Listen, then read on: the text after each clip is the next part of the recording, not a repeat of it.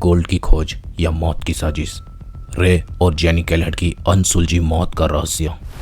क्या उन्होंने खोजी ऐसी गुप्त जानकारी जिसने उनकी जान ले ली? रे और जेनी कैलेट एक विवाहित जोड़ा मार्च 2015 में एक प्रॉस्पेक्टिंग ट्रिप गोल्ड की खोज पर वेस्टर्न ऑस्ट्रेलिया आउटबैक में गए थे। ये जगह गोल्ड के खोज करने वालों के लिए एक जन्नत थी, जहां जमीन में से खोजा जाता है सोना और कीमती पत्थर जो किसी को भी रातों रात अमीर बना सकता है। ये दोनों रोमांचक और प्रकृति के शौकीन थे और दोनों ने यह ट्रिप एक मनोरंजन यात्रा के रूप में प्लान की थी, जिससे कि कुछ पैसे कमाए जाए। रे जो 47 साल के थे और जेनी 49 साल की थी, कालकुर्लिक के पास एक इलाके में माइनिंग और गोल्ड प्रॉस्पेक्टिंग के लिए ये इलाका बहुत खतरनाक और खजाने से भरा है। रे और जेनी अपने कुत्ते के साथ 19 मार्च 2015 को सैंडस्टोन के पास एक दूरस्थ इलाके में गए। उन्होंने अपने कैंप को प्यार से सेट किया और गोल्ड प्रॉस्पेक्टिंग शुरू की, पर उन्हें बिल्कुल भी अंदाजा नहीं था कि इस बार उनके लिए ये ट्रिप भयानक और दर्दनाक साबित होने वाली थी।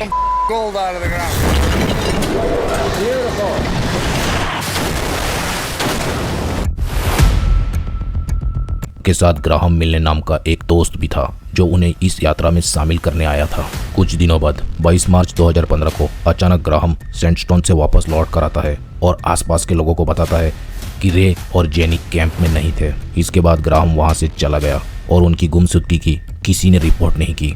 आखिर यह बात संदिग्ध थी और इसने पुलिस के लिए उनका मिसिंग केस खुद दर्ज करवा दिया। जब रे और जेनी की गुमशुदगी की रिपोर्ट दर्ज हुई तो पुलिस ने तुरंत उनके लिए एक खोज अभियान शुरू करवा दिया और जो नतीजा सामने आया वो काफी हैरान और कई सवाल खड़े कर देने वाला था। रे और जेनी कैलेट की मुलाकात 1980 के दौरान हुई थी और दोनों की शादी 1987 में हुई थी। ये दोनों एक दूसरे के साथ काफी समय से थे और अपनी शादीशुदा जिंदगी के सफलतापूर्वक संतुलित कर रहे थे। उनकी शादी को 27 साल से अधिक समय हो चुका था, लेकिन रे और जेनी के कोई बच्चे नहीं थे। रे प्राइमरली माइनिंग इंडस्ट्रीज में काम करते थे। उनका काफी एक्सपीरियंस था इस फील्ड में और उन्होंने माइनिंग कंस्ट्रक्शन सेक्टर में भी काम किया था।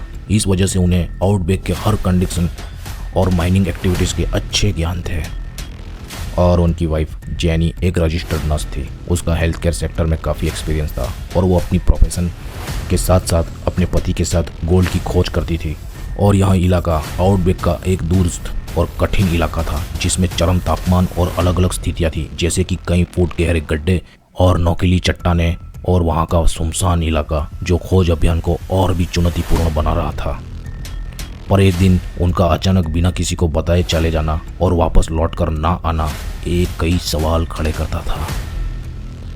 क्या रे और जेनी कैलेट ने खोजा था कुछ ऐसा राज जिसने उन्हें गायब करने पर मजबूर कर दिया? आखिरकार पुलिस ने ग्राहम से पूछताछ करी तो ग्राहम ने बताया कि रे और जेनी अलग दिशा में गए थे और फिर उन्हें नहीं देखा गया। पुलिस ने ग्राहम के खिलाफ कोई ठोस सबूत नहीं पाया जिससे उस पर आरोप लगाया जा सके। इस केस में कई थ्योरी सामने आई, लेकिन कोई भी ठोस प्रमाण नहीं मिला जो इस केस को सुलझा सके। पर एक दिन अचानक खोज अभियान के दौरान एक दिल दहला देने वाला दृश्य सामने आया। 8 अप्रैल 2015 को एक 12 मीटर गहरे माइन शाफ्ट में रे कैलेट मिला, पर वो मर चुका था। रे कैलेट का शव पूरी तरह सड़ चुका था और इस बात का कोई स्पष्ट संकेत नहीं था कि उनकी मौत कैसे हुई। और उसकी पत्नी जेनी का शव या उनके बारे में कोई सुराग कभी नहीं मिला। क्या वो जिंदा भी है या मर गई, किसी को कुछ पता नहीं। ये बात और भी ज्यादा रहस्य को बढ़ा देती है कि जेनी के साथ क्या हुआ होगा। जनता और मीडिया ने इस केस में बहुत रुचि ली, लेकिन सबूतों की कमी के कारण इस केस को आधिकारिक रूप से सुलझाया नहीं जा सका। कुछ लोग यह मानते हैं कि रे और जेनी आउटबैक की कठोर परिस्थितियों का शिकार हो गए। यह संभव है कि रे की मौत एक दुर्घटना थी, जैसे वह माइनिंग शाफ्ट में गिर गया हो और जेनी मदद के लिए प्रयास किया हो, लेकिन वह खुद भी किसी परेशानी में फंस गई हो। दूसरी थ्योरी यही सुझाव देती है कि इस केस में साजिश शामिल थी।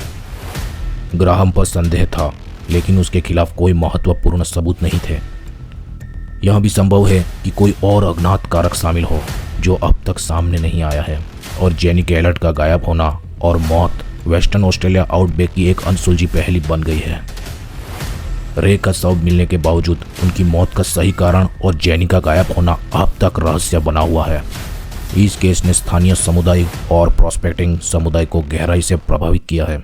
लोग इस केस को एक चेतावनी के रूप में देखते हैं कि आउटबैक में कितनी खतरनाक परिस्थितियां हो सकती है।